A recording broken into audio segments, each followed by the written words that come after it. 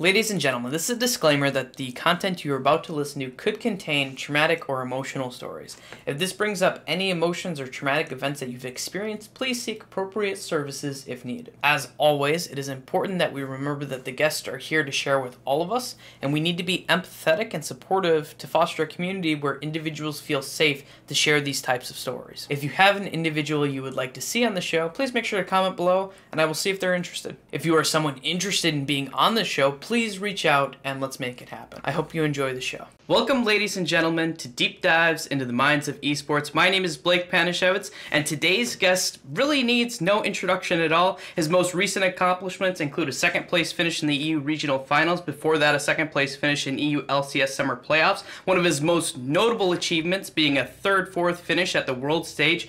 Please let me introduce Maurice Stückenschneider, better known as Amazing. Welcome. You almost got the last name right, but I appreciate the introduction.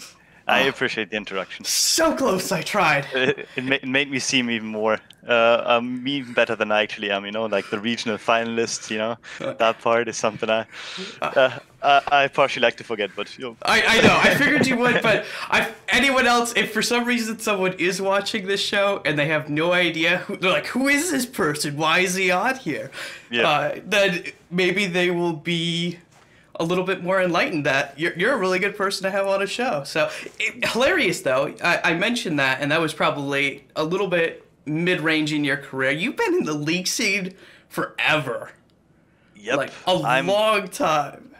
I'm one of those old farts, I haven't been there from the very get-go in terms of LCS, but I did hang around the league scene since 2012, My first league team back then was actually a full German team called Acer, and we had a famous personality back then on the team in Citizen Wayne who played for Navi, he was in Korea, and that's how I kind of got to, I wouldn't say fame, but got some recognition.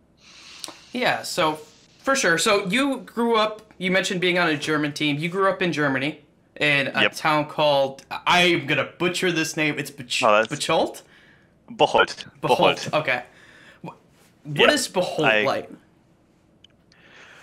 It's a small town of around 75,000 people. It has a lot of young folk, like below the age of 20, I suppose, because everyone afterwards just leaves for college, So basically, it's pretty, I wouldn't say bipolar, but you basically have really young people, really old people, and it basically caters to those both age groups, So not much for clubbing, not much for partying, but you do have a couple of good bars and a pretty cozy place.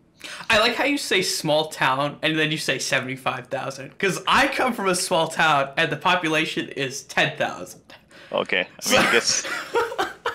So I always find it funny when people are like, oh, I come from a small town and it's 75,000 people. I'm like, wow, that's a lot of people. You've had cars on the road. You had.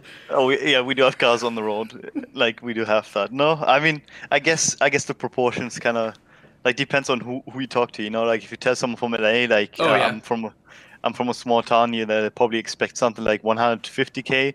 Whereas if you tell someone from, I don't know, anywhere else, you probably expect a 5K audience, whatever it is. Mm-hmm. LA is beautiful. I don't think people in LA realize how good they have the weather there, but it is amazing. Is it cold in Bocholt? Currently, it's becoming colder, but during the summer we still have good. We have a lot of sun. Let's put it this way. You guys get a lot of sun. Do you guys get snow? Yeah, we do. Oh, you do. How much snow do you get? Deep in the winter, I'd say for around 1.5 months. It's around, so you get 10 centimeters, which is around 3 to 4 inches, 5 inches maybe. That's not bad. It's not that bad, yeah. Yeah. So growing up in Bocholt, was it boring because it's smaller? I wouldn't say it was boring because I did have a lot of activities outside of just the normal school life where I played a lot of basketball, so it didn't really feel small to me because all my interests were basically catered to, so I didn't mind it. Mm-hmm. But I suppose now it's a bit different where it gets a little bit boring because of my diversity in interests nowadays, especially when it comes to food. That makes I suppose there isn't a lot of options there for. Yeah, our Chinese restaurants also feature sushi, so you can kind of imagine like what we kind of like pack into one restaurant in order to basically fit everything that a lot of people want within the city. So definitely, yeah, it definitely doesn't have the most options. That's But we do fair. have a lot of meat. Let's put it this way. And we have a lot of barbecues. We have a lot of German restaurants where you get your schnitzel, you get your cutlet, you get a lot of things. You get your bratwurst. I mean, if you're into the German cuisine, you're definitely going to be happy. So you said you were your needs were met kind of growing up, being in and you mentioned I've heard you say it before. Basketball was a really big kind of like area of your life. What was school like growing up though? Because I know that it's definitely different in Europe versus like America, and you have a very complicated system that is. I have no I mean, idea how it works.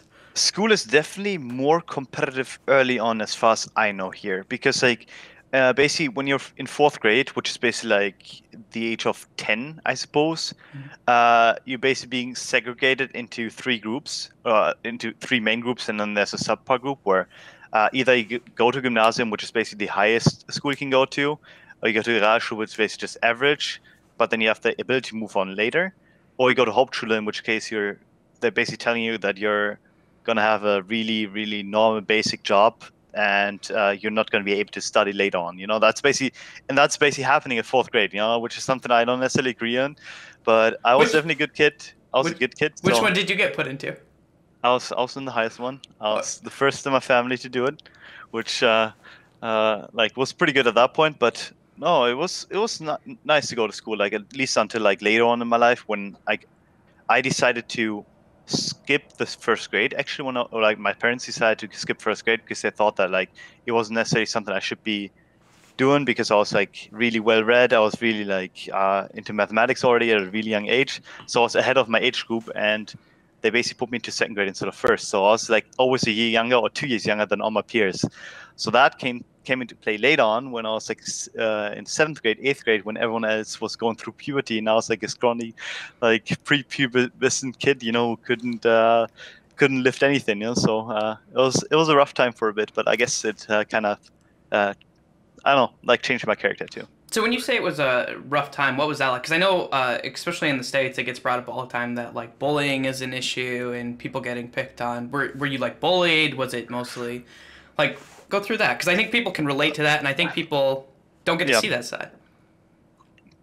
I was definitely bullied. Like it was, I mean, it basically almost like split up my friends into like the ones that really like stuck by me, and the ones that are basically like just friends for, I don't know, like not real friends, I guess, in the end. Hmm. And it definitely had to endure some stuff. It wasn't horrific, but it was to the point where I sometimes didn't want to go to school anymore. Okay. I know that I So was bullied growing up a lot, and I got beat up a few times. Okay, it was way more than a few times. But I got beat up going, I mean, and I went through a small school. I'm talking like my graduating class would have been like 21 kids. oh god, So that's so you had to meet them again. Yeah, no, I yeah, mean, so it was terrible. it, I can imagine. Like it's not the best, but I think it also like it always has benefits too. Like like to a certain extent, if you can really like internalize some things that you need to work on as yourself. I was always an antisocial kid to a certain extent, so I do understand why that happened to like. But I also was really like turned into myself, so no one really knew my interests, no one really knew me, so no one could really connect to me, and no one could really like say, okay, this guy's my friend because of X, like, and it was more like this guy's my friend because he's going to my class too.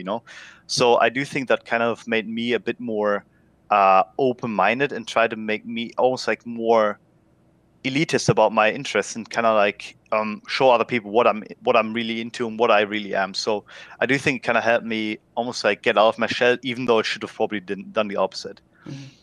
So, what do you think? What was the reason that you were so antisocial, like growing up, that you just didn't enjoy being? And anyone who this is not like medical terminology, Yeah. antisocial. This is someone who just does not like to interact in social situations. Um, I've always been a big video gamer, Hmm. so like a lot of my interests besides obviously basketball, which was basically like me and my team, like was me sitting in my room playing video games with my dad maybe or with my siblings. Hmm. So in the end, like I didn't really need anyone else, like from the outside, in order to make myself happy. So I always have been someone that made himself happy before like actually thinking about like needing other people. Because I always stand by it, and I think I've relearned that again. Where I think companies should be a choice and not a necessity, if that makes sense. Mm-hmm. And I think that's basically where I'm at. So that basically played into me being antisocial. And then again, like I was also a couple of years younger. So when people were getting into girls, you know, like they were like, talking all those, I had no connection whatsoever because, you know, if you didn't have the surge of testosterone yet, you don't care about girls. You don't. There's no way. So That makes I kind of played into it. that makes a lot. Was it hard for you? You mentioned that you didn't want to go to school. What was that moment like? Because there must have been a moment where you came home. Because I remember a moment like that, and I came home and I remember sitting down with my mom and being like, I don't want to do this anymore. Did you ever have a moment like that where you were like, I don't want to do this? Yeah, I mean, I did have a couple of moments. Like there was one moment where I was like somewhat choked, during school, like basically in a break, and I didn't know how to quite address it, and the teachers didn't really help either until a certain point, and when it became too bad, and I think that in itself made me not want to go to school anymore. I think I stayed home for a week, but gladly I was like a good student, so I could get back into it, you know. But that was me just saying, okay, I don't want this unless it's fixed, you know. And then afterwards, it was actually fixed. But I think in a lot of ways that, and I think this may be something that I've just experienced, but I think that the school system, in most cases, doesn't really address those things, like didn't address those things strongly enough back then, but are now starting to really get into where if someone is bullying, if someone is like really out there like treating other people badly, I think in schools especially people have become a lot more, or like the school system has become more like strict in terms of what they allow and what they don't allow, and they didn't back then, because it's been like let's keep it real, like it's been like 12 years, you know. So it's definitely a different decade now, especially with social media and stuff like that coming up, like than it has been back then. Yeah, it's changed a lot compared to. Yeah. Because I'm only a couple of years older than you. Because you're 24, right? Yep. Okay, yeah. So I'm 26. So I'm only a couple of years, even though I look 12. Only a couple of years. Don't worry about it. So we grew up, even though in different countries, probably relatively similar. Yeah, I mean, like, probably went to aspect. the same grades at the same time, because obviously I went to people so it must have been the same time, yeah. Yeah. So, and schools have gotten much more strict on a lot of that stuff, and that's kind of where you know the good schools versus the not good schools. If this school's actually strict on this versus this one, your kid's gonna either beat someone up or get beat up. Yeah. So. Or drink out of the toilet here in the end, you know, like that. Right. Oh God. So you mentioned that you were playing video games with your dad a lot. Video games must have been really big inside of your family then.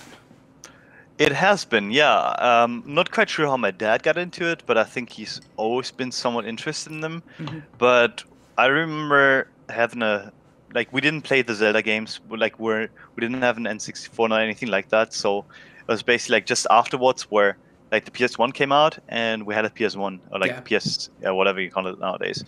And I think one of my first memories, at least in terms of playing, was playing Crash Bandicoot, definitely.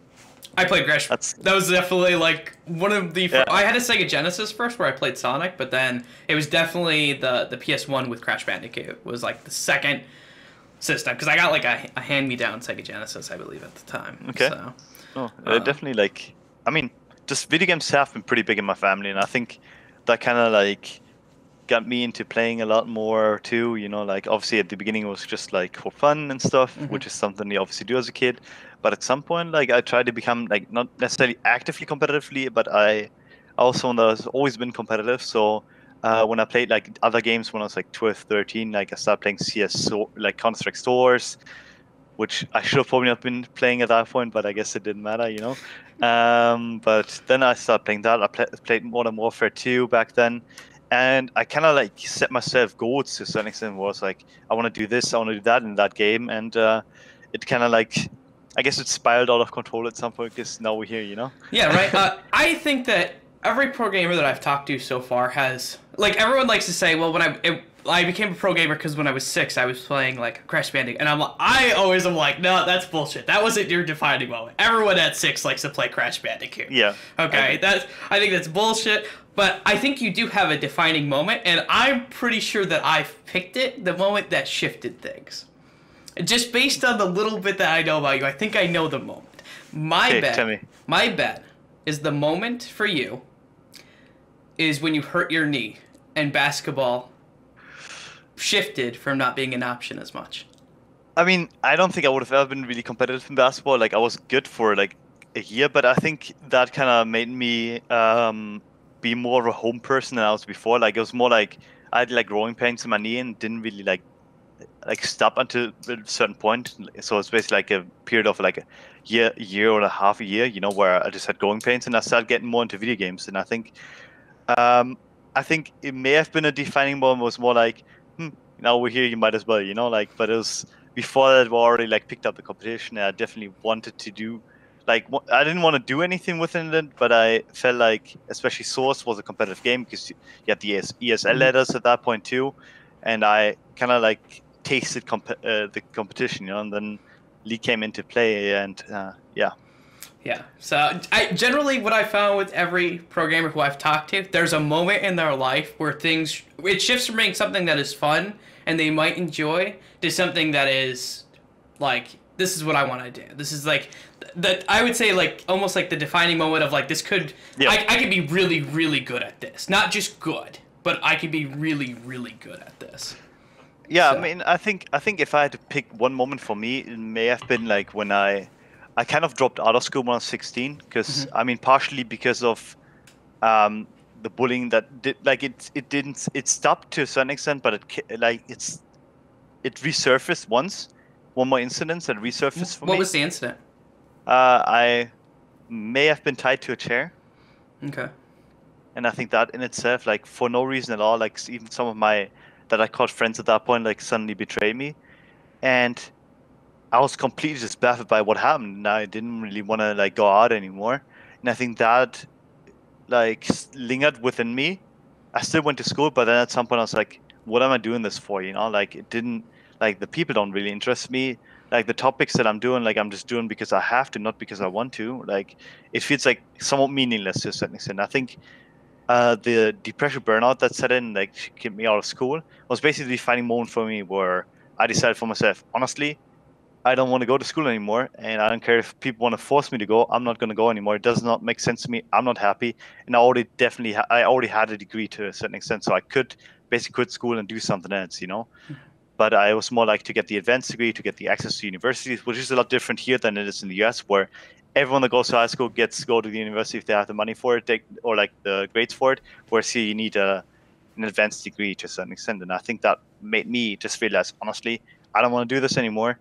And then I played video games, and I played a lot of League, and I suddenly became really, really good in the ladder, and got around 2.8k elo, which is basically top 10 nowadays. So I think that made me just realize, honestly, like if this is an option, then just go for it. And then I got offers from Acer back then, and they kind of picked me out of nowhere, and then I got to fly to China for an event called WM China in 2012 in Guangzhou, or Guangzhou, however you want to call it. And I think that moment just made me realize, honestly, this is way bigger than I thought it would be. I think that made me just realize I want to play this game. You know what's hilarious is we kind of had the same realization almost near the same time, like how big League was going to be. Because I think mine was, it was probably, because I graduated 2010, and it was my third year of college, so it would have been 2013. And I was looking at the scene, and I remember being like, oh my God, this is going to be huge. Like, everything about this. And I knew at the time, I was like, they're going to need someone, based on just what I know about people who play video games, they're going to need someone to help them. And that's kind of like, that was my moment where I was like, I don't know how I'm going to get there yet, but I'm going to stay in school, and I'm going to keep trying until I finally did. So, but it's amazing how much it's grown since thinking about like 2010, 2011, 2012.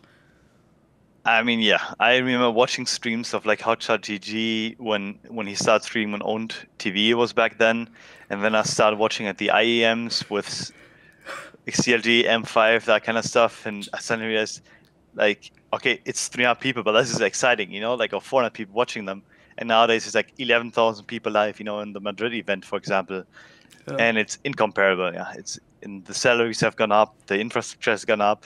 It's become so professional at this point. Like if you told me back then, I would have just probably laughed in your face, you know. What was your first? Did you get a contract for your first team, or was it just like, hey, we'll do this, and there was no contracts? Like, For my, yeah. yeah.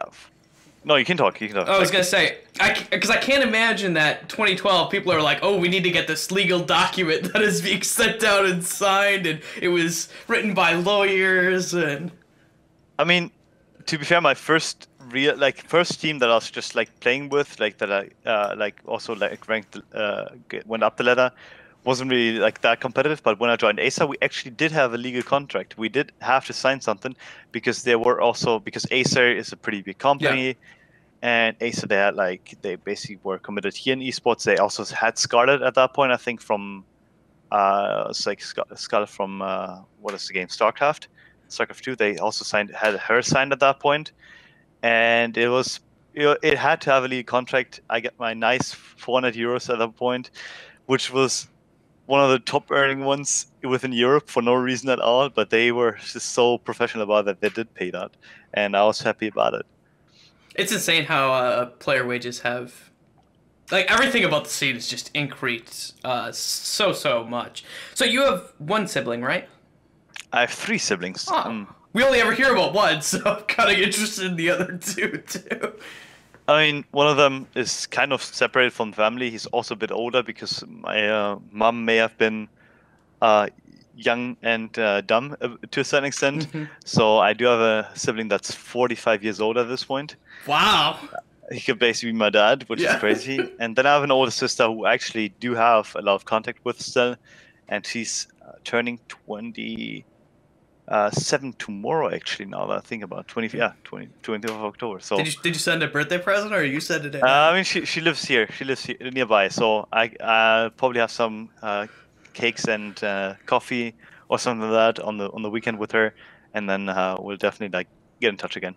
So how big has family been for both your life and your career? Like, did your brothers and sisters play a role in your life growing up? Yeah, I mean, they definitely did. I think especially like my little brother, who I always like to compete with, and who was also on my basketball team at some point too, played a big role, because for me it's always been like I'm a hyper competitive person, but if I have no one to compete with, where does the competition go? Mm-hmm. So for me, it was also like measuring myself against my little brother, against my older sister, maybe even like in terms of strength, whatever it is, you know, these kind of things, and just like playing video games, beating one another in FIFA and NBA, whatever it is. But yeah, like there were always things that basically played into it. Family has definitely been important to me, and has since stayed important to me, because when I said I'm actually gonna have like stay in esports, when I decide that this will be the path that I'm taking, I did this also thinking about the potential future of my family, and thinking that, hey, honestly, I can earn as much money, like probably twice as much money at least as my dad per year, you know, which is crazy, if not 3 times, if not 4 times. And I can definitely support the family and allow them to flourish, because that's what you have to do in the end, you know, like not just take, but also at some point give back. Mm-hmm. So has it been a big part trying to take care of your family? Yeah, I mean, it's not like they needed too much, but I definitely have planned, and I've also like already support them, but I definitely have planned that at some point, and obviously this is going to hold me accountable again. I've said this to multiple people already. At some point, I'm going to pay, like once the lease is out, like, because they have like a 10-year contract that they have to pay off still. Mm-hmm. And then once that contract is out, I'll pay the rest of the house, and then it's theirs, and that's basically the plan. And I think, I mean, I could already do this, but I think in 10 years, like, I think it's a lot more feasible, because then at that point, I'll also have my career again set, and I'll hopefully be like already retired, not having to play video games anymore, but be in a good position, like inside of esports, but outside of playing. Mm-hmm. Did your brother get picked on? Were you the older brother who, like, your little brother's getting picked on, so you'd go beat up the kids? Oh, I mean, I may have done that, yeah. I mean, there's definitely a couple of situations that I can remember, yeah. Yeah, so I remember that, because my brother is actually 4 years younger than me, and yeah. I remember a couple times when he was really little that I definitely may have threatened a couple kids who were picking on him. But then my brother was like an extreme different than me. Like the kids who beat him up, yeah. Like I remember one time he broke a kid's nose. Like he literally, he just like destroyed all the car, and I was like, okay, I'm not helping him anymore. He's fine. He should. I mean, at that point, you should definitely be fine. Yeah. No, I mean, You have to do it. You have to protect family. You have to like help your younger siblings, especially. It's just a must. Yeah. So family's been really big, and you've been trying to get. Did your little brother want to get into the esports? He did kind of, but I think he got a good job outside of esports in my hometown. So I think he's perfectly happy with his friends and obviously family here. Mm-hmm.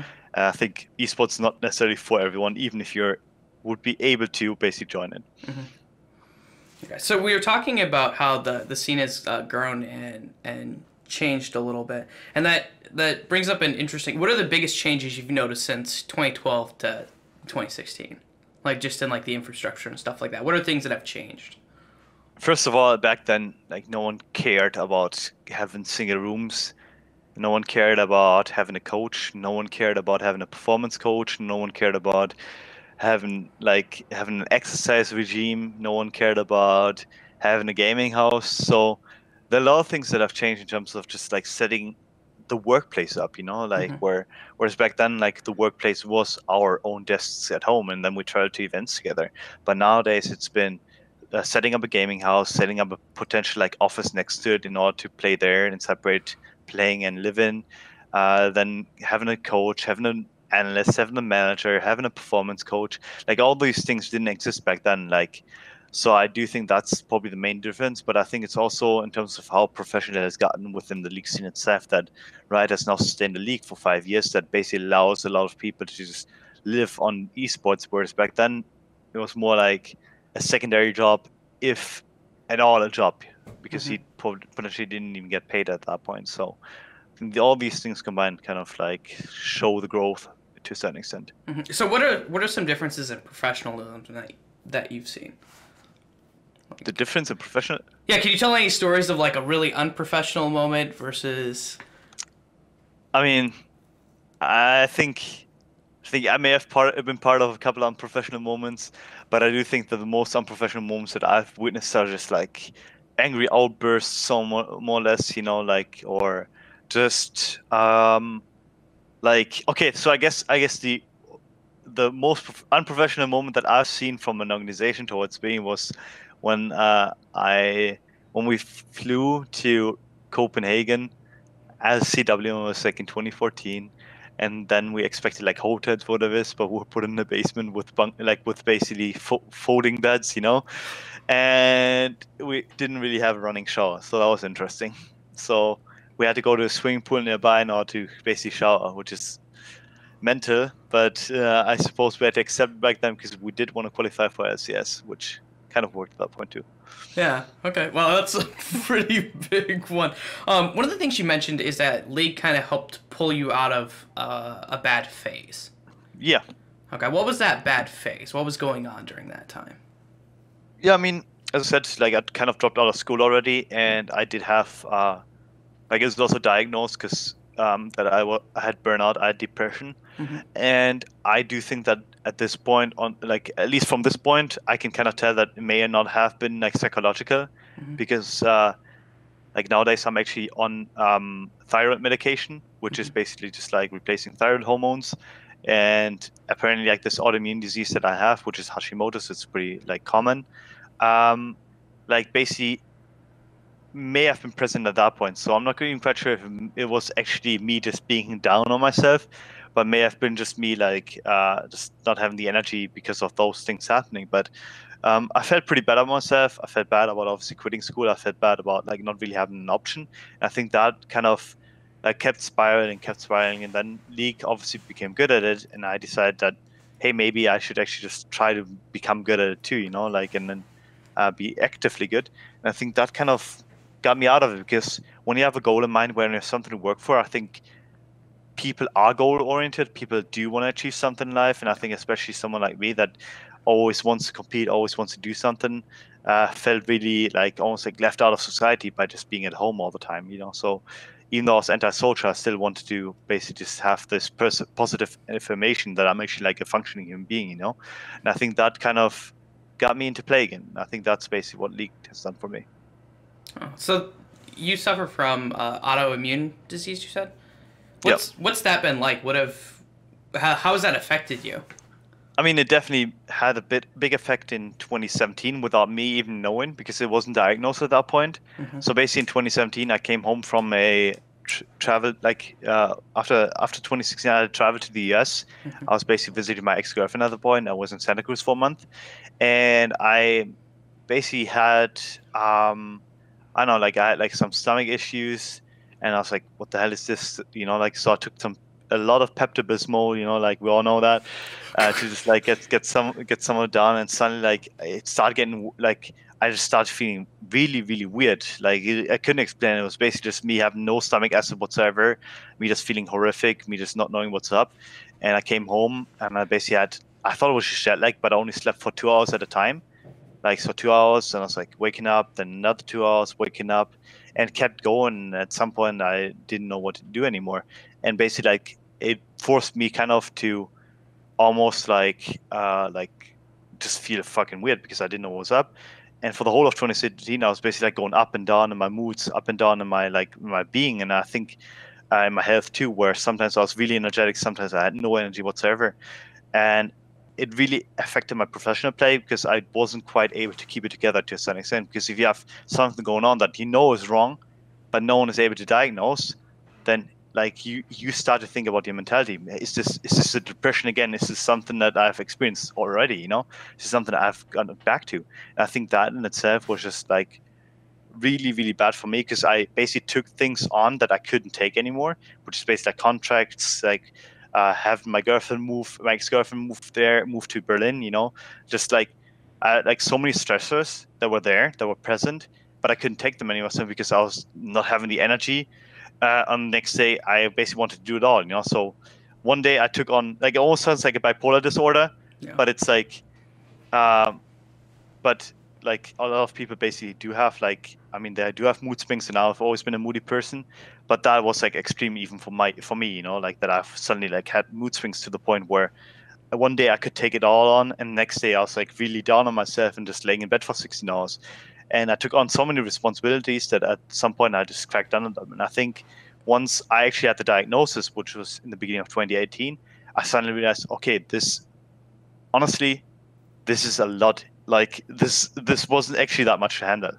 Like Hmm. if I had the thyroid hormones and someone would have diagnosed me at that point, I would have actually felt a lot more consistent. I think nowadays, especially because of the thyroid medication I have now, and because I actually tried to drop it for the whole split, and I did drop the thyroid medication for the whole split in order to find out what are basically my immune responses to certain things like bread, milk, these kind of things, they're like the average things.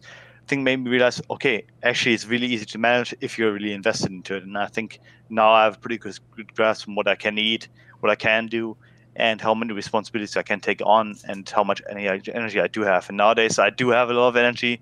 I even gained like I think 10 pounds within like the last month of packing on like thyroid medication again. Now I'm feeling pretty good about myself, and I'm pretty well, like not just well balanced, but I think I have the energy I haven't had for, let's say, 2 years, which is crazy to think about. You look very healthy, so I mean that's a good thing. So that time period where you're having issues with the thyroid issues was probably right around the end of Origin, going through most of Fnatic, Yeah, into Mysterious Monkeys. Did that affect your relationship with those teams? yeah, it definitely did. Like in Fnatic, especially, because when you don't have like, I mean, honestly, the Pepto Bismol probably didn't have either, these kind of things. Because when you eliminate stomach acid and you already have like an autoimmune disease, kind of like that is lingering, or like could potentially that they get triggered, like they get really really hard because at that point you basically like not digesting anything and not digesting nutrients, and then you basically have an autoimmune disease that's already lingering and needs a lot of nutrition. So it basically made me almost like not be who I am. And I Mm-hmm. think that's the crazy part about that. Some days as I said, I had a lot of energy, and then other days I felt really bad about myself. And whoever has been hypothyroid and whoever has been hyperthyroid, like in both cases, like probably can connect to it. Where like one day, if you're hyperthyroid, like you get like 4 hours of sleep, but you feel like you can take on the world, but your body's running on empty. Like it's basically Like it's like a motor that keeps going without any additional fuel within the engine, and somebody just breaks down. And I think that's basically what made me like a lot more like extreme that I wanted to be in both of those teams. Mm-hmm. That sounds really rough from really any point, being there and how that could affect your career in the future, or looking at dealing with teammates. Did you ever get into like fights or stuff with teammates because of it? I got into a fight with my coach, not like a physical fight, but back then Nico the Pico, like obviously there are a lot of things that I have to say about him. I think I already said them like in so many different ways that you know, like I could still kind of keep track of like what I think is right. Mm-hmm. Like obviously, like you can always do that if you're at least like a functioning adult. And I think I was always like someone that has been very vocal in a lot of teams about like what I think is right and what I think had to be done. And I think in his case, like I just knew everything he did was wrong, and I didn't know how to address it properly because like no one seemed to like almost like believe me. Whereas like a couple of weeks afterwards, they did believe me because then they kicked them themselves, you know. So. Yeah, I did get into like verbal arguments with coaches and like friends alike. So you mentioned kind of like an inability to be able to communicate things in a constructive way. That's kind of what it sounds like you struggle with sometimes, or at least you did then. That was you see that really good way of delivering that. So I mean, yeah. Is that something that you've been trying to work on? Because I remember seeing a quote from you saying that you kind of think it's better to think of things in black and white in order to make decisions. Right? I think it was an article you actually wrote. And my experience with black and white thinking is generally it causes a lot of conflict that is not constructive. Yeah, no, I can see that. I still do think that it's like, if it comes to like really important decisions, you know, like I think trying to basically sugarcoat things or like trying to just like make them seem less important is kind of the wrong way to go about it. So for me, it's always been like, okay, if I have to do something, I have to do something now, like make it black or white, make a decision right now. Mm-hmm. But obviously, when it comes to conflicts, when it comes to like making the team better, I do think that in a lot of ways, obviously, like I've tried to change and I've already changed, like that I think in a lot of ways, you basically have to allow your teammates to bring in their own, like almost like point of view, and I think that's where the black and white, almost like dynamic does not work because everyone falls on a spectrum, and you kind of have to address all those spectrums, and I think that's where, no, I've definitely learned a lot, like especially this year. And I've always tried to like basically like become a better version of myself, and I think that's what a lot of people have to do, especially in shot calling roads and like leading roads, where it's not just about playing. Like you can have the best mechanics in the world, if you cannot be a proper leader, if you cannot bring the team together, that's not even worth it. So I definitely have tried to become a better leader, and I think this year, for the first time in my career, I've definitely succeeded at being a leader, like being the leader, not just a leader. Because even in Origin and TSM, I was a leader, but I was not the leader. And I think this year I was the emotional leader. I was the driving force behind like Schalke just like basically going for certain things. And I think, yeah, it's definitely worked out. I still have to like kind of tone on the conflict. And I think conflict is good. I do not want to say that I do not think there shouldn't be conflict, but I think it should be conflict that reaches a conclusion. Because I think no, okay, yeah. I mean, I'm all for that. I'm only for that. It's not like I'm just like, you're dumb and you should not talk. You know, it's more like you always try to find. I always try to find conflict, in which case I can get a resolution. Like I can, I think one of the arguments that may have seemed extremely dumb at the time, but in retrospect made sense, I had with Reginald in 2014, and we're talking about like, so basically he told me this is the right play, you should do this, you know, like, and I'm like, I do agree, but if certain players do not talk, if my bot lane does not talk, for example, in this situation, like I cannot really address them, and it has to come from like them basically addressing me. And I think, for example, this argument stayed in my memory because I think I argued for like 2 hours that like, or like, I mean, maybe over exaggerating, but whatever, that like they have to talk first and then I can come to them, because then like the whole motion of doing things becomes organic, and then the responsibility is shared and not just on me. And I think that I made the right thing, but arguing over it for 2 hours may not have been the right thing. I can tell you the reason why you had a hard time. So if you ever use the word "but," this is just a good thing to learn. Anything you say before "but" is basically canceled. Like in the eyes of someone who hears that, yeah, that's a good idea, but it pretty much just like cancels out everything that they said. So it's figuring out. For some reason, there's certain words in English that cue like responses to people. And but is definitely one of those words that I tend to see that happen a lot. I found it really interesting that you said the black and white thinking is a good way to do it, but you also want to be remembered as kind of like the best teammate. Like that's something you seem to value a lot, like being what does that include? What does being a best teammate include? I mean, I think you can have a lot of definitions about it. Like, I think a lot of people go for I'm going to be nice to everyone and going to, like, just treat everyone great. But I do think it's about saying the right things in the right moments and making the right calls in the right moments and, like, taking on responsibility when you have to, when no one else is doing it. I think that's where at least my culture's come from, where, like, obviously I've been a big Kobe fan growing up, so I do have, like, that input coming in where I kind of like obviously have the black and white mentality. If someone like I'm pushing a lot of people, but I will always take responsibility. I always try to help people when they need me. I will always be the one that basically like addresses certain things when they have to be addressed. And I think that's what like basically makes a great teammate. That all of these things combined, just taking on like just filling the gaps that everyone else is basically opening up. I think that's what a great teammate is, like basically gluing everyone together. So I have a question because you seem a little bit. I don't want this to come across wrong. You come across a little bit prideful, kind of sometimes when you make your statements. You seem to have a lot of pride in yourself. Cocky. You could say cocky too. Are you someone who has a hard time asking for help? Yeah, I mean, I don't ask for help. I mean, basically, once I'm in the season, like, and I mean, it depends, obviously. Like, it depends on what kind of field we're talking about. If, for example, it comes to, like, my personal decisions, it comes to, like, basically things that concern me. Should I get this haircut? Should I get that haircut? I will probably not ask for help. But when it comes to things that I think are really important to the team, for example, if I need more input, if I need more things from other people, then I'm definitely there and I'm definitely asking for help.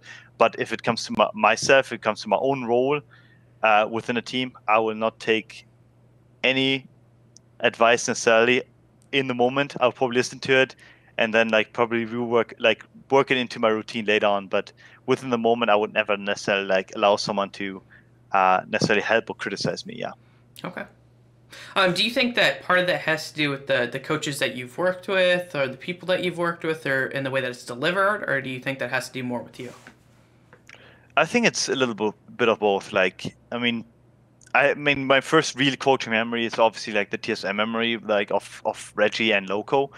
And I do think that in both of those cases, like the way that Reggie obviously coached was really from the top down. He told us what to do and what we have to do, but he also listened to us. And I think him just being really like, I don't want to say like authoritarian. I guess authoritarian is the right word. It's the right. Kind of left an imprint on me, because I do think that in order to lead, in order to be who the people around you need you to be, I think you need to be aggressive, you need to be assertive. But I also do think that obviously, like in some cases, I may have taken it too far, and I think maybe the input that I get from coaches also like almost this like give and take, like of a discussion that has always been present, of the conflict has always been present, maybe more to do with me than anyone else. Mm-hmm.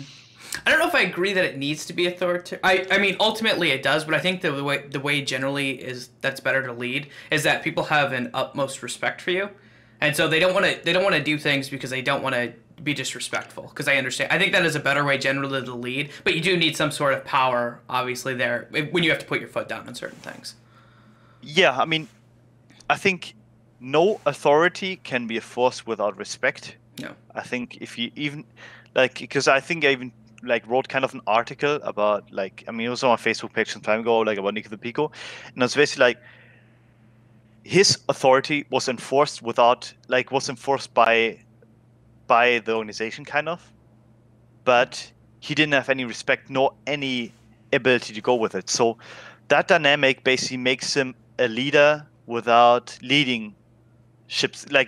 without leadership. Mm-hmm. So that in itself is basically false authority and should never be enforced, because like it just does not work within a system where people are like have some kind of autonomy to a certain extent as people, because it's basically a totalitarian, like almost like I don't want to say fascist, but you get the idea, like it's almost like a totalitarian where like you just have to listen to someone simply because he's a higher up. And I think that in itself is something that's really ingrained in the American culture too, like the American hierarchies, which is kind of sad, because I do think that like the European flat hierarchies that we have are kind of addressing like humanity a bit more. But yeah, I do think that you always need to have respect in order to enforce authority, especially if you're a team member and not a coach nor manager, because at that point you're just 1 out of 5, right? No. But you have to somehow make yourself more than 1 out of 5 if you want to be a leader. Mm-hmm. So how do you think that you guys have been addressing you mentioned the humanity aspect a bit more? I think Schalke had a really flat hierarchy so far, at least like from what I've experienced, which I was like, I mean, in the beginning it was more like head coach, strategic coach, mental coach, and then the players, but it transformed a bit when I joined, simply because I do have a vast amount of experience that I can also like verbalize towards other people. So the hierarchy became a bit flatter, that I was not necessarily on the coach's level, but I was definitely like on a level that I felt comfortable in, where I did have some authority in talking to other people and I could be open to them. But it was more because basically we all try to be friends with one another, and everyone kind of like showed who they truly are, especially towards players, because that's when most people become themselves, anyway, like on a true competition, on true stress is when you become yourself. And I think towards that time, especially, all of us were good friends, and we basically became like, I was able to put my foot down when I had to, but other people were able to do that too. I think that showed like kind of the humanity part, that everyone had their say when they needed to. Mm-hmm. So everyone basically equal level of respect, right? That we're gonna respect each other. If someone says something, we're gonna listen. We might not always agree, but we'll at least listen, and we'll take a melding of ideas. And I mean, obviously, you always have like someone will always have the last say to a certain extent. Like, was that your coaches normally? Usually coaches, but in some cases, especially when it came towards like the playoffs and the finals, I think that's when I took over a lot more, and I think Chachi took over a lot more, like the two of us, in terms of like communication, how we addressed like certain people and what we wanted. And I think that's when the team ran the best, because I felt like that's when like everyone knew what one another wanted, but you still had like 1 or 2 people that kind of like not stood above the rest, but basically took that and took the responsibility on the backs and basically alleviate that pressure off of other people. Okay. Makes a lot of sense to me. So, do you think it's an issue if players get more power in that dynamic? Like, especially if you were making a lot of the decisions, did that lead to issues with the team? Because I mean, it definitely did. Like, it definitely did, and I think that's when that conflict like is being exercised too. That when someone is basically taking responsibility, maybe sometimes too much, because I'm someone that's so prideful that, for example, if another team trash talks us in scrims, I'll be the first one to pause the game, tell them, guys, what the fuck do you want? Like that may not be something my teammates want, but I do think is sometimes necessary. But what I basically mean by that is that sometimes if you take authority, if you take if you utilize like basically your team members, and you basically alleviate the pressure, you may sometimes take too much, and you may be sometimes actually treat them more like children than teammates. And I think at that point it goes too far. Okay. So you've seen the infrastructure in both Europe versus NA. Granted, NA was a little while ago, so that might have improved or changed since then. Yep. What do you think about the two different infrastructures? I think the NA infrastructure. It's a hard word, I know. I'm having a hard time too. Works if you have really, really competent people at the top. So basically, I think, at least from what I've seen in TSM, like the role that Reginald kind of took when I was there is really similar to the role that I took within Schalke. Like, obviously, I didn't have the ownership to enforce it, but once playoff hit for us, and like words hit for us, like at that point, Reggie did not have really like the authority either. Anyway, he couldn't do anything. Like he was basically. Like he couldn't like just say, okay, you stay benched and we have the odd one like join in.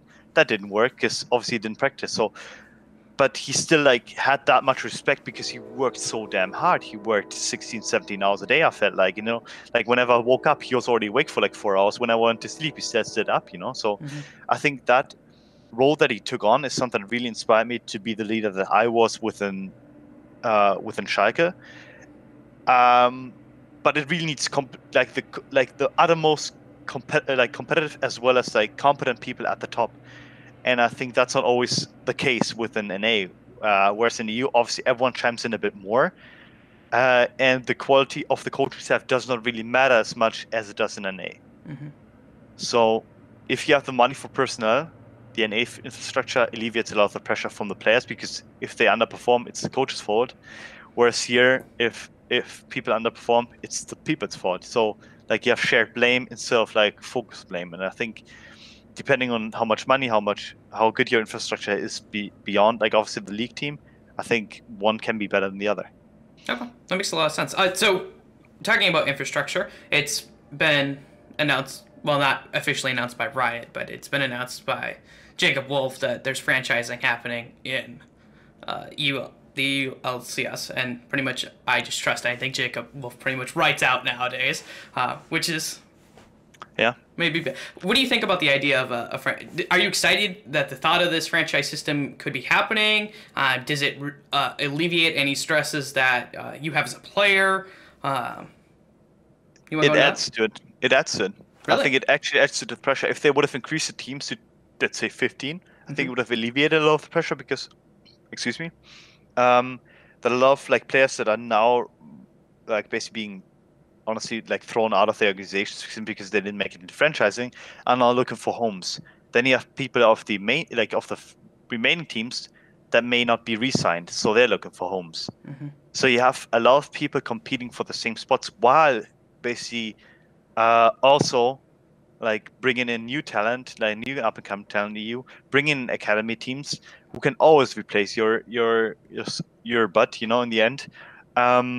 So I do think it actually adds to the pressure. I think it will probably be different in a year from now, because then people will realize that maybe up and coming talents are not that important. You can actually really rather invest into known quantities. But I do think for the short term, it actually increases a lot of the pressure. And I don't think it's the right way to go, but what can I do about it? That's true. So if they added more teams, do you think that would have alleviated stress? Because obviously it's not in yet, but if they do. If they added let's say they add 6 teams and they have 16 teams, like that in itself would basically alleviate all the pressure of the people. Like it would basically, honestly, like players would be a lot more comfortable, but it's not that way. So do you think that the LCS or the franchising system actually doesn't matter that much, other than the fact that they add or take away teams? Because I mean, they could not do a franchise system and add teams. Do you think that would go back to, because it's the way you make it sound is it's more important about the teams added in versus being taken out rather than the actual franchise?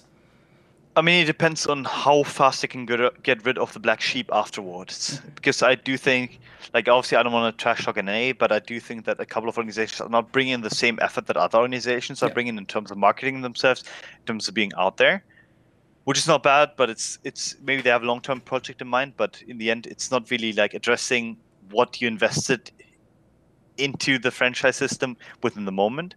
So it's, but within EU, I do think that the black sheep that we kind of weeded out of a couple of last years, may find themselves within the franchise system again, like under different names, whatever it is. And it's just something that has to be, like, again, you need, like, it's going to be a longer process.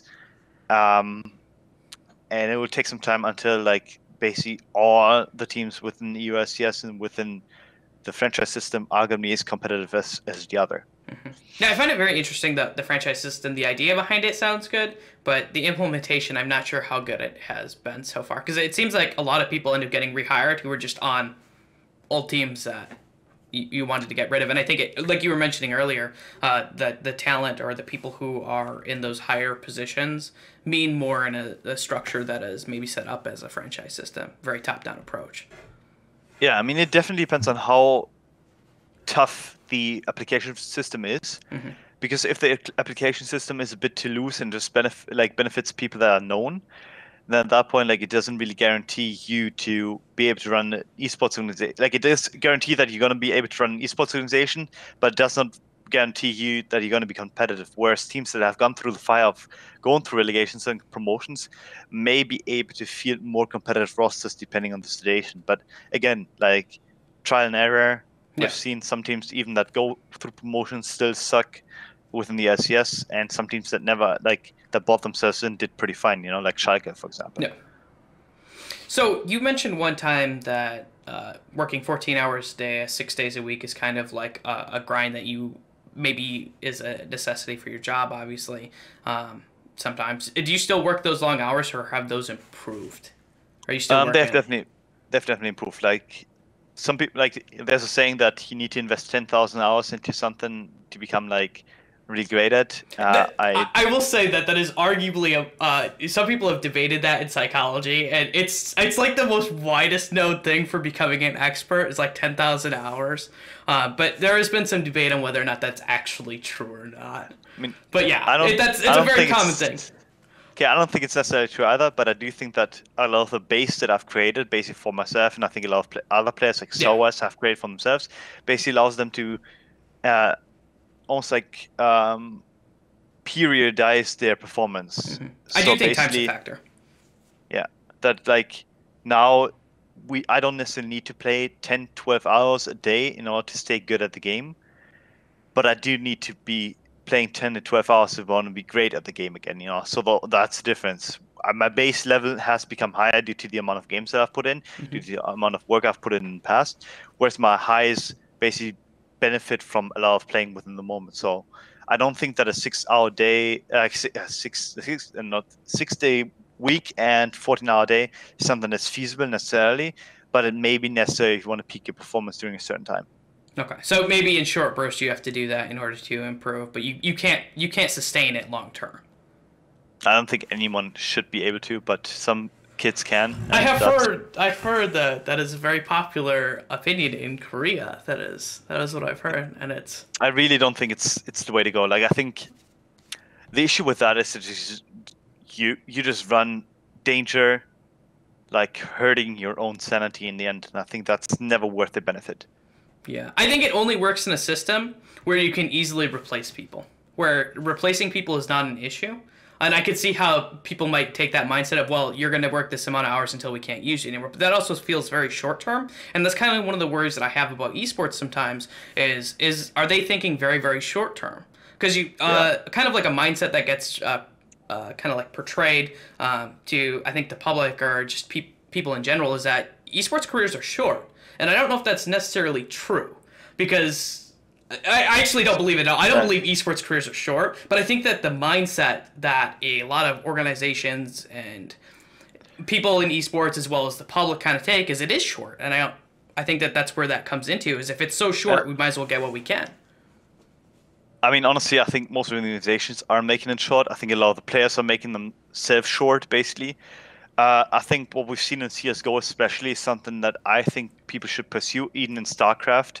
Like, I mean, I kind of don't have an idea what the StarCraft hours, but you see a lot of people playing for 8 to 10 years. Like, I think Scarlet's still going at it, you know, mm-hmm. like, if I'm not mistaken.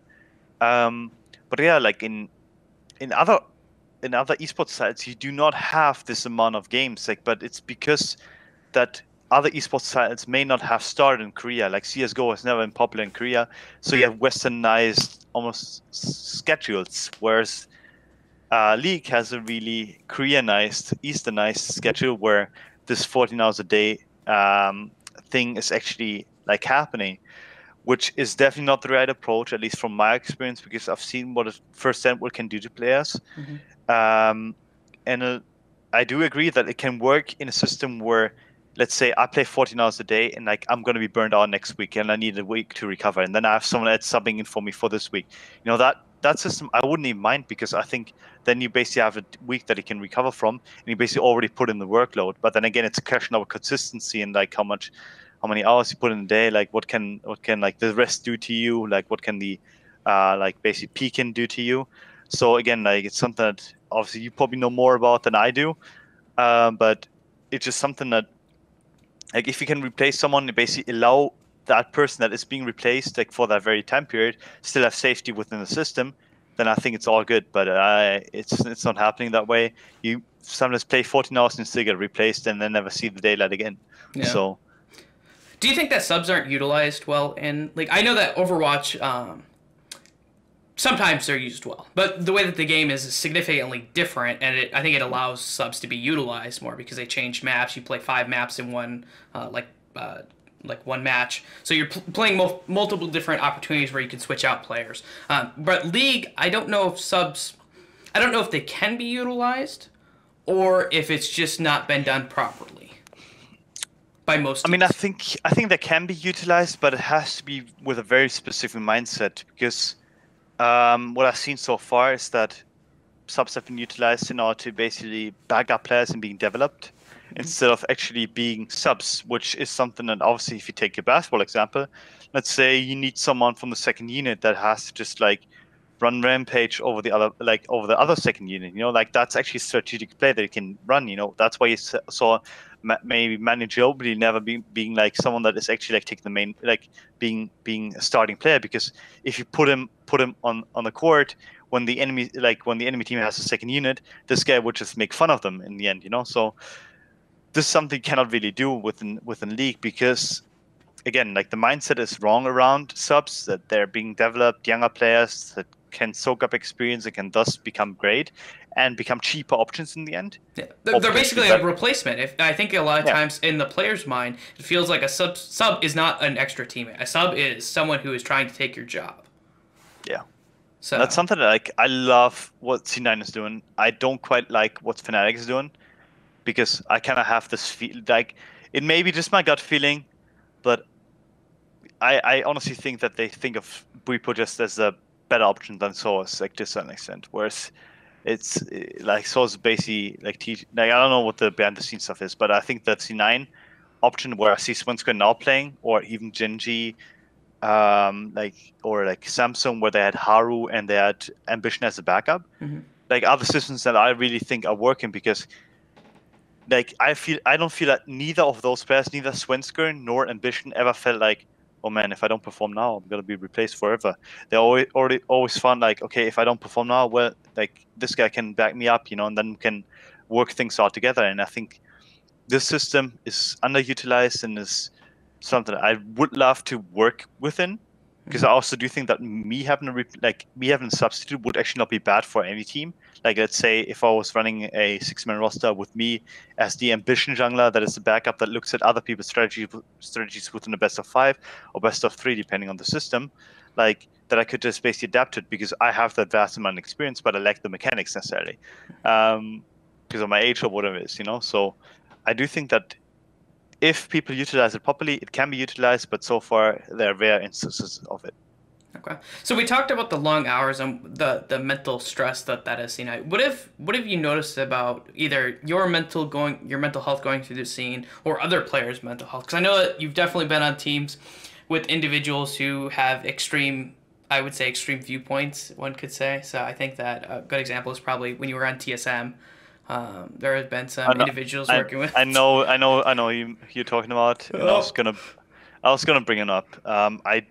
I mean, obviously, I don't think that in his case, I don't think he was ready for esports. I think that's basically what it is, because I knew I wasn't ready for like an SCS team. When I was like 19. I had an offer in season 3. I had 2 offers, and both of them I declined, because I knew if I join now, I'm gonna not make it out alive, if that makes sense. You know, like obviously this sounds a bit dramatic, but like you have to be knowledgeable about the amount of workload your body can go go under before cracking.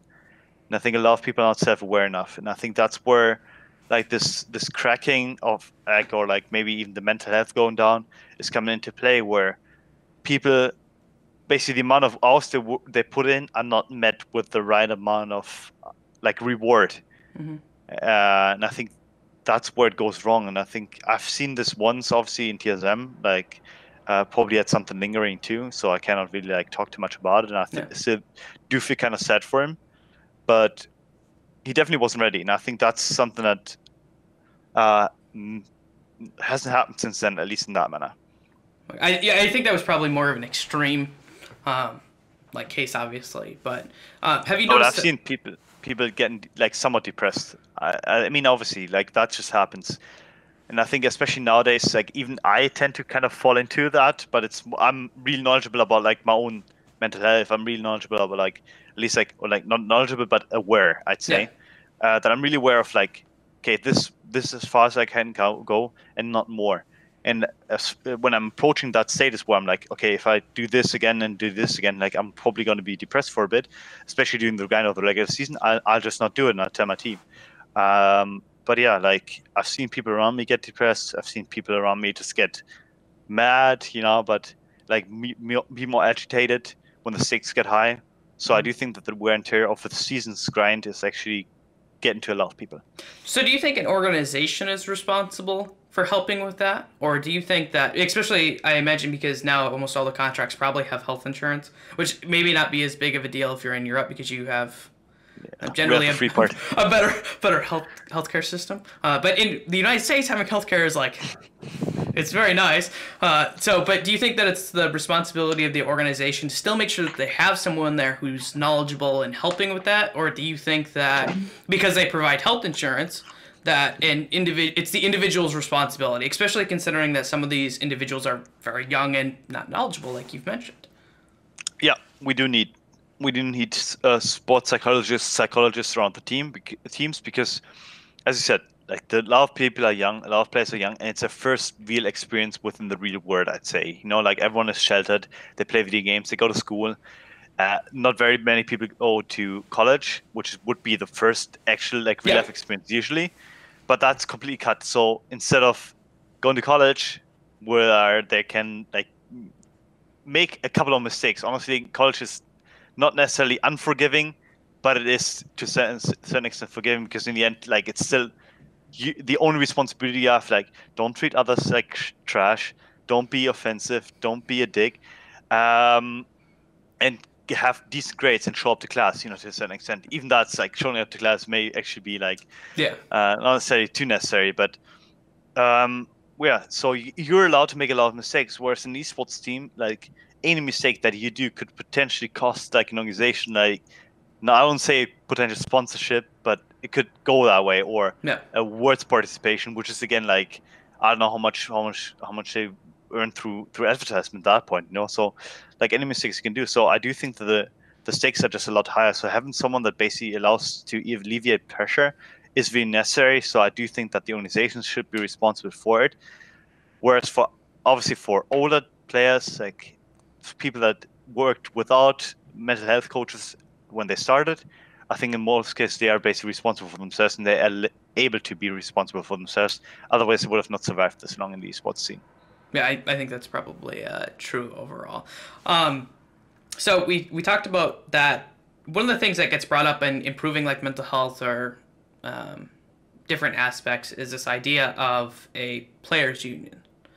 And we've seen the players' union be started in North America. I don't know how successful it's been personally, based on what I've heard and seen so far. But if franchising happens, which I think it will, in EU, is a players' union something that would be beneficial? Or do you think it's a moot point? It's hard to say because the players' union just has no power. Yeah. It's not like we can just say, "Oh, we're gonna strike now," like, "Oh, we're gonna have a lockout season like in the NBA when they have like when they renegotiate the collective bargaining agreement." We don't have that. We don't have any kind of we don't even have a collective bargaining agreement. Like we don't have anything. So there's no basis for us to just go on strike. There's no basis for us to actually like put on any pressure on the owners. So in the end, we're relying on goodwill of people that pay us. And I would love for a players' union to be effective, but it's just not happening. So do you think that it's the responsibility of Riot then? Because I know that's something that Blizzard has done with Overwatch, is kind of Blizzard has taken it upon themselves that they are functionally going to set rules and procedures for, the contracts and different aspects of that. Do you think that it should be Riot's responsibility then? Because a players' union realistically does not sound very plausible. because you wonder like who's going to run it, who's going to fund it. Are the people running it going to be players who are active? And if they are, then that sounds very much like, because right now the players are functionally all mercenaries who get picked up into a team with a bunch of other mercenaries, and you want to play against a bunch of like how is a group of mercenaries going to help each other? Like the idea behind that takes a lot of altruism and being willing to say I'm okay if I don't have a job anymore, or I'm willing to fight for that, considering that I want. And I just don't see that being a plausible solution for a players' union if they're run by players. Riot needs to take action and they need to take part in. I think we had a meeting about it, like obviously we signed NDAs about it and stuff like that. But I can say that I definitely told them too that I think if Riot doesn't run it, there's no basis for us to run on. Like there's nothing for us to do. Like what can we do in the end? And if you guys are not enforcing certain I mean obviously they already did kind of like enforce certain things in general. Like there's some basic things that always need to be in contracts. There's some, but in the end, if a player gets unjustly kicked or like his contract is terminated, he has to go through lawyer himself. There's no legal representation within the players' union. There's no legal representation they get from Riot. You only get advice. They take themselves out, and you're left to your own self. And as you said, it's a mercenary life to a certain extent.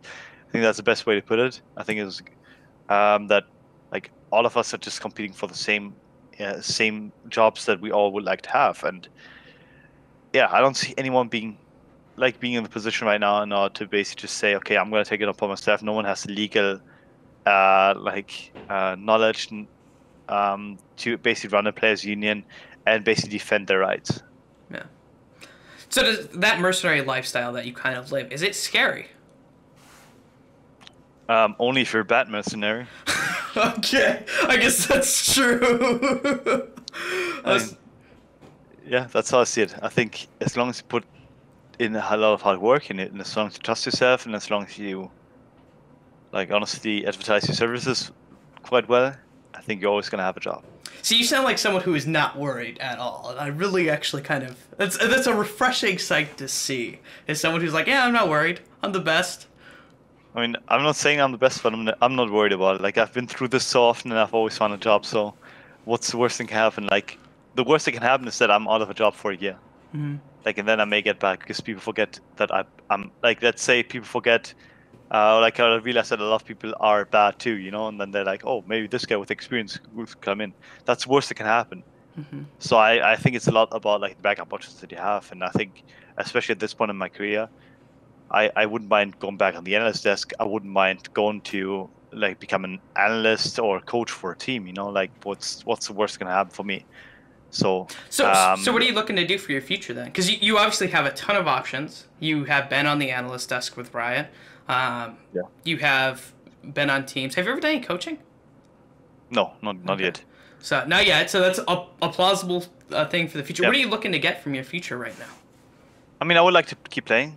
I mean, obviously with the free agency opening up in around 15 days, or like I think 21 days, something like that, in 3-4 weeks, I would actually like to exercise my options and just look into whatever I would like to do. Mm-hmm. I've actually already made the plan for myself that I think this will hopefully be the last team that I'm going to sign with. Like whether it's a 2-year contract or 3-year contract, either or is fine for me. But I don't want to have a short-term contract. I want to have a long-term contract that I can say, okay, this is going to be the team that I'm going to end my career with and going to make myself like alive with. And I think, yeah, that's basically what I want to get out of my future. So you're looking to get on one more team, and then are you going to retire, or are you thinking about transitioning? I mean, I would love to transition like in 2 to 3 years, like that I'm just saying, okay, now I'll be 26, 27 at that point, So at that point, I mean, obviously I have some older NA players, but I do think that in order to start a family, in order to just you need to get out of playing. And I think maybe in 2 to 3 years I'll be ready. If that's not the case by then make it another 4 to 5 years. Like whenever I feel ready to like quit and not have the competitive feeling inside of me anymore, that's when I basically see it differently. But yeah, like this year has rejuvenated me. I had a really negative outlook last year, I was like, I'm never gonna play again. Like, I don't even want to do this anymore. And suddenly it became like a thing where now, honestly, I can be the very best, again. And I think that in itself fuels me so much that, yeah, 2 to 3 years is the current goal. But if it's 4 to 5 years, who the heck cares, That's true. That's true. So, you mentioned settling down, having a family. That's something that's really important to you. That also brings into question relationships and kind of gaming, because you see kind of two ends to a spectrum, right? You see the end of like, oh, you can never be in a relationship, it's not possible, or you have probably the other end, which is like everyone, it's not that big of a deal. Generally, I'm somewhere in the middle where you need to be in a healthy relationship, and if you're not, then you probably shouldn't be in a relationship. I think esports players have to be really strict Yeah. on how much they can allow themselves to, like, to spend time with the other person, like to get invested in the other person, because I do know that it's not really about the time investment, honestly, because you can spend 8 hours with a person and not think about the game. Like, you can think about the game the whole time, and that's fine. Like, that's actually somewhat healthy, I think. But once that person becomes more important than the game, is when it becomes unhealthy. Mm-hmm. Because at that point, your mental investment, honestly, a lot of the esports players are also, like, low key not really good at, like, diverting their attention too much. Yeah. They need to stay on topic, and if they don't do that, they fall off. So I do think that this is just really important, that if someone becomes a bigger part of your life than the gaming part, then you have to be realistic to yourself. And I've been in that position, that you cannot take on certain responsibilities anymore, or you have to take a step back. And I think that's perfectly fine for the people that want to do it. And it's also perfectly fine to be in a relationship where you can actually invest into someone and you can take care of her while taking care of your gaming career. If you're able to manage that and still, like, be a successful player, then do that. But if your performance is sacrificed under it, and you made a pact with the teammates that you want to win worlds, it's probably not going to make the cut. You're not going to make the cut. Yeah, that makes a lot of sense to me. So your career looks very positive going for the future, I think.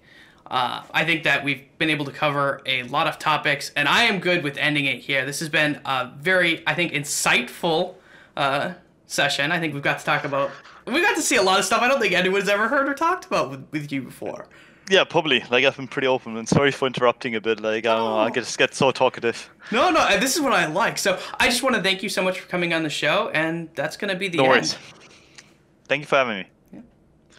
Hey guys, I want to thank you for making it to the end of this video. I know that this content is a longer format specifically to showcase a more emotional side of people involved in esports. I think it's really important that we stay empathetic and show support to all of my guests that are willing to come onto this show. Sometimes they share some very heartfelt things that they've never shared with anyone else before.